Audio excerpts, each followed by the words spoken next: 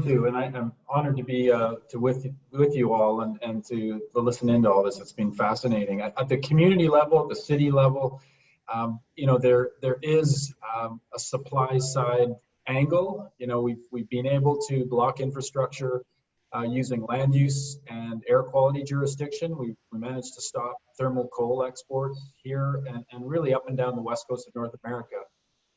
Cities and communities have been blocking that. States and province also involved. So subnational governments have been effective at stopping infrastructure, but you know, largely they can get forced through by national governments.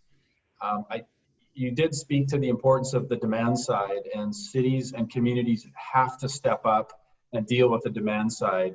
Lots of tools, lots of opportunities, and there's lots of commitments and legislation now and climate action happening at the city and community level.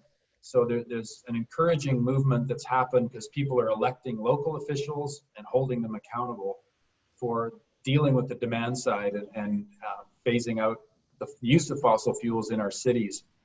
But the advocacy piece is really crucial, and I think the organizations and networks of cities and communities have been really important in pulling us together to advocate and to push at the Paris, at the UNFCCC, at that level to make sure the voices of cities and communities are heard.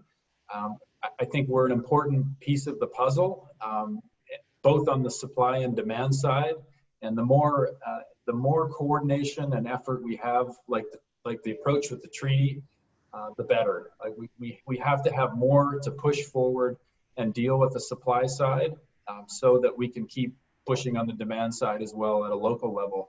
And I'll just come back to the absolute importance of political activism here. We have to elect people who will not only say straight up that they are going to help phase out fossil fuels as aggressively as possible, but they're going to do it.